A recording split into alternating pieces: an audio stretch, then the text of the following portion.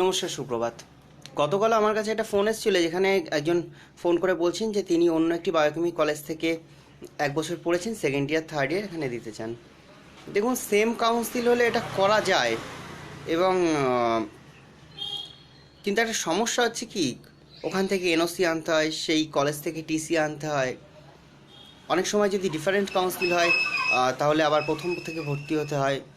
অনেক সমস্যার মুখোমুখি হতে হয় এগুলোতে। তো আমি বলবো যে ভর্তি হওয়ার আগে আপনি খোঁজ নিয়ে নিন যে আপনার যে কলেজে ভর্তি হতে যাচ্ছেন তাদের পড়াশোনা কেমন, কোর্স ফি কীরকম, তাদের গুডউইল, আদৌ গুডউইল কতটা আছে না আছে।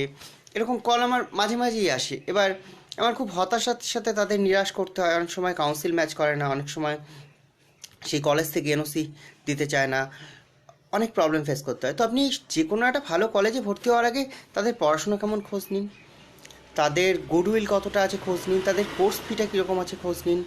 মানে বাড়ির কাছে আছে বলেই ভর্তি হয়ে গেলেন, এরকম করতে থাকলে শেষে গিয়ে এই ধরনের অবস্থা হলে আপনাদের, আমারও খারাপ লাগে, তাই না? তো ভর্তি হওয়ার আগে একটু ভালো করে খোঁজ নিয়ে নিন।